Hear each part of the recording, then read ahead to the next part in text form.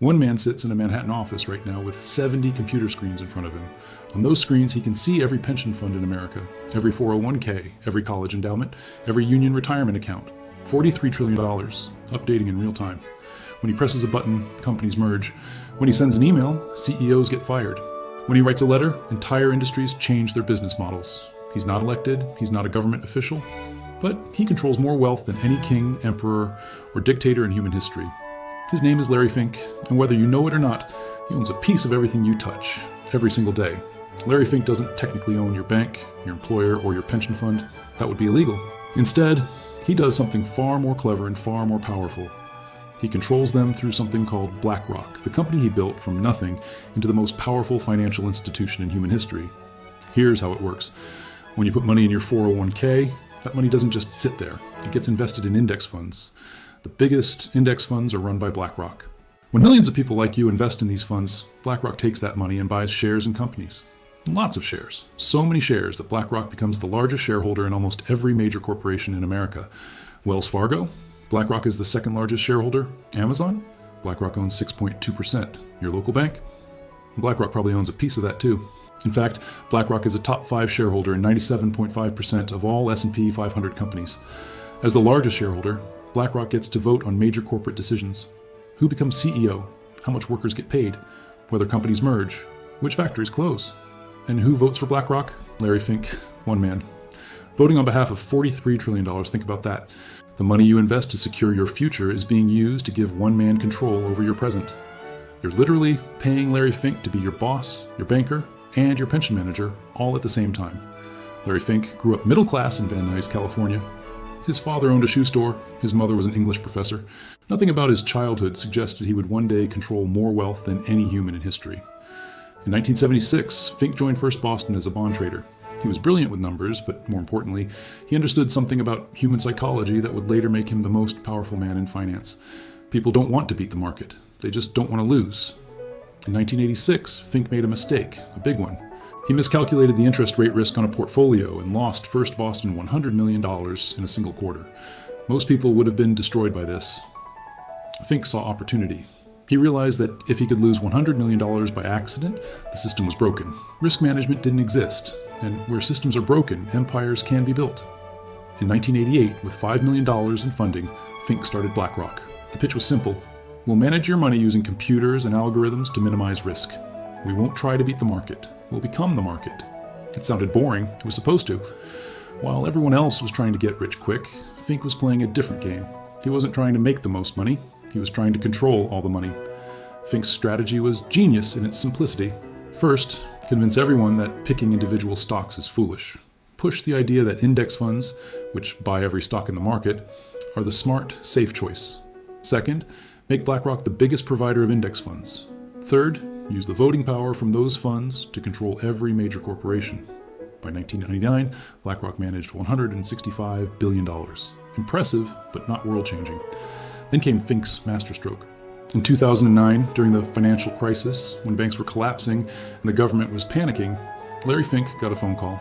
The US government needed someone to manage the toxic assets they were buying from failing banks. They needed someone they could trust with hundreds of billions in taxpayer money. They chose Larry Fink. This is when BlackRock went from being a big company to being something else entirely, a fourth branch of government. The Federal Reserve hired BlackRock to buy bonds on its behalf. The US Treasury hired BlackRock to manage troubled assets. Foreign governments hired BlackRock to advise on their sovereign wealth funds. But the real power play came in 2009, when BlackRock bought Barclays Global Investors, including iShares, the world's largest provider of ETFs. Overnight, BlackRock's assets under management doubled to $3 trillion. More importantly, it gave Fink control over the entire ETF market. ETFs are like index funds on steroids. They trade like stocks, but buy baskets of companies. Every time you buy an S&P 500 ETF, you're giving BlackRock more voting power over 500 companies. And here's the kicker. Most people investing in ETFs have no idea they're handing control to Larry Fink. At the heart of BlackRock's empire is a system called Aladdin. It stands for Asset, Liability, Debt, and Derivative Investment Network. Fink created it after his $100 million mistake, and it's now the most powerful piece of financial software in existence. Aladdin monitors $21 trillion in assets, not just BlackRock's assets. Other companies pay BlackRock to use Aladdin to manage their money too. This means Fink doesn't just control BlackRock's investments, he has real-time data on what everyone else is doing with their money. Think about the power this gives one man. Fink knows what every major pension fund is buying before they buy it. He knows what every major bank is selling before they sell it. He knows where the market is going because he has more data than anyone else on Earth. Aladdin processes 250 million calculations every single day. It monitors every stock, every bond, every derivative in every market, everywhere in the world. And it all reports back to one company, controlled by one man. And when COVID hit in March 2020, the Federal Reserve needed to buy corporate bonds to save the economy. Who did they turn to?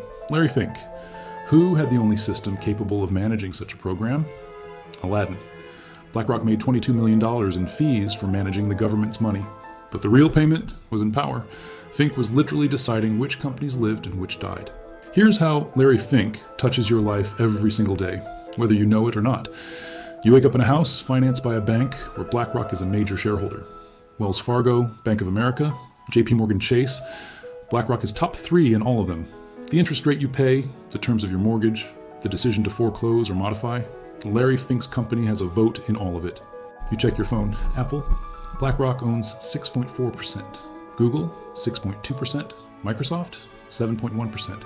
Every app you use, every search you make, every document you create, you are using companies where Larry Fink has the single largest block of voting shares. You drive to work. Your car company? Ford. BlackRock owns 7.2%. GM, BlackRock owns 6.9%. Tesla, BlackRock owns 5.3%. The gas you put in your car? Exxon, BlackRock owns 6.7%. Chevron, BlackRock owns 6.8%. You get to work. If you work for a publicly traded company, there's a 97.5% chance BlackRock is one of your biggest owners. Your CEO's salary? BlackRock voted on it. That merger that laid off half your department? BlackRock voted on it. The decision to outsource your job? BlackRock probably voted on that too. You buy lunch. McDonald's? BlackRock owns 7.1%. Starbucks? 7.3%. Coca-Cola? 6.9%. You take medicine? Pfizer? BlackRock owns 7.8%. Johnson & Johnson? 7.4%.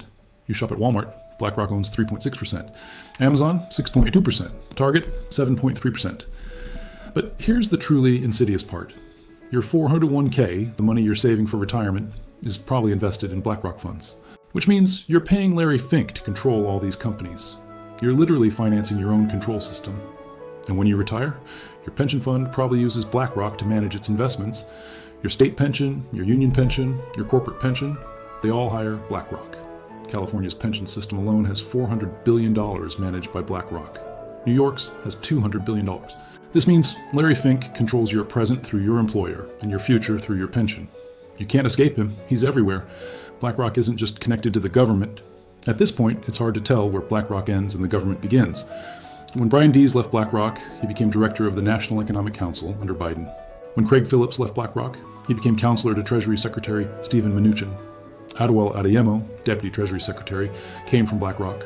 Michael Pyle, Chief Economic Advisor to Vice President Harris, came from BlackRock. It works the other way too. Former central bankers joined BlackRock. Former Treasury officials joined BlackRock. There's a revolving door between the highest levels of government and Larry Fink's company. This isn't a conspiracy theory. It's publicly documented. These people's LinkedIn profiles show the revolving door in real time. The question isn't whether it's happening. The question is what it means when the people regulating the financial system are the same people who used to work for, or will soon work for, Larry Fink. When the government needs advice on financial policy, who do they call? BlackRock. When they need someone to manage a crisis, who do they hire? BlackRock. When they need data on market risks, whose system do they use? Aladdin. The Federal Reserve's bond buying program? Managed by BlackRock. The Treasury's COVID response? Designed with BlackRock. The EU's green energy transition? Advised by BlackRock. Japan's government pension investment fund? Managed with BlackRock's help. Larry Fink has achieved something no one else in history has managed. He's become indispensable to every government, every corporation, and every pension fund simultaneously. He's too big to fail, too connected to regulate, and too powerful to challenge. But Fink wasn't satisfied with just controlling the money. He wanted to control behavior. Enter ESG, environmental, social, and governance standards. In his annual letter to CEOs, Fink declared that companies must serve a social purpose beyond profit. Sounds nice, right? Except when you realize what it really means.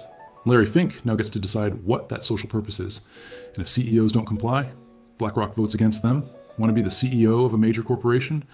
You need Larry Fink's approval. Want to keep your job? You better follow his ESG guidelines. Want access to capital markets? You better have the right diversity metrics, the right carbon goals, the right political positions. This isn't about making the world better, it's about control. Fink has weaponized $43 trillion to force every major company to follow his vision of how society should work. He's not elected. He's not accountable to anyone. But he has more power to shape corporate behavior than any government.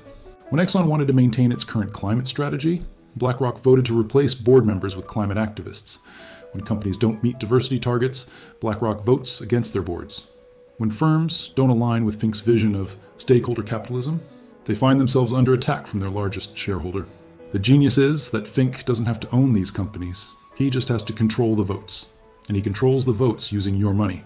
Your 401k is being used to force companies to adopt policies you never voted for, might not agree with, and can't opt out of. Here's the truly terrifying part. You can't escape the system. Even if you wanted to boycott BlackRock, you can't. Pull your money out of index funds. Your only option is active management, which historically underperforms and charges higher fees. You'll literally make yourself poor trying to escape Larry Fink's control. Invest in individual stocks? Good luck. BlackRock is still the largest shareholder in almost every company you might buy. Your individual investment just adds to the pile that Fink controls. Keep your money in cash? Inflation eats it away, forcing you back into the market, back into BlackRock's web. Buy real estate? Blackstone, founded by Fink's mentor, is now the largest real estate owner in America. And who manages Blackstone's liquid assets? BlackRock. Even crypto isn't an escape. BlackRock launched a Bitcoin ETF in 2024. Within months, it became one of the largest holders of Bitcoin in the world. Larry Fink called Bitcoin digital gold after years of calling it worthless. He didn't change his mind. He saw another pool of wealth to control. This is the perfect trap. A system where opting out makes you poor, where participating makes Larry Fink more powerful, and where the government relies on the very company that's trapping you to manage the economy. But there's a risk that nobody talks about. BlackRock's power comes from passive investing, buying every stock in an index regardless of price. This works great when markets go up. But what happens when everyone owns the same thing in the same proportions, managed by the same company, using the same algorithm? You get a systemic risk, unlike anything we've ever seen. When BlackRock's Aladdin decides to rebalance, trillions of dollars move in the same direction at the same time. When index funds need to sell, they all sell the same stocks simultaneously. We saw a preview in March 2020. Markets didn't just crash, they broke. The Federal Reserve had to step in with unprecedented support. And who did they hire to fix it? BlackRock. The company that helped create the systemic risk was paid to manage the solution. Larry Fink has built a machine so large that its very existence threatens the system it operates in. But instead of limiting its power, governments have made it more central to the system. It's like dealing with a fire by pouring gasoline on it, because the guy selling gasoline promises he knows how to control fires. Where does this lead? Fink is 71 years old. But BlackRock is bigger than one man now. It's an institution, a system, a new form of governance that exists above governments. The next generation of BlackRock leaders are already talking about the next phase. Tokenization of all assets. Every stock, bond, piece of real estate, even art and intellectual property, turned into digital tokens that trade on blockchain. And who's positioning to manage this transition? BlackRock. They're not hiding it. Fink talks openly about tokenization being the future. BlackRock is building the infrastructure. They're partnering with crypto companies. They're preparing for a world where every asset on Earth flows through their systems. Imagine a future where you don't own anything directly. Your house is tokenized, owned by a BlackRock fund. Your car is leased from a company controlled by BlackRock. Your salary is paid in digital currency managed on BlackRock's platform. Your pension exists as tokens in BlackRock's system. Every transaction you make flows through infrastructure controlled by the successor to Larry Fink. This isn't a dystopian fantasy. This is the logical conclusion of the system Fink has built. A world where ownership is replaced by access, where access is controlled by algorithms, and where algorithms are controlled by one company. The $43 trillion man isn't powerful because he's rich. He's powerful because he's made himself essential. Larry Fink has positioned BlackRock at the center of a web that connects every pension fund, every government, every corporation, and every retirement account. You can't vote him out because he's not elected. You can't regulate him because governments depend on him. You can't compete with him because he controls the market. You can't escape him because escaping makes you poorer. This is the greatest concentration of power in human history, achieved not through conquest or revolution, but through the simple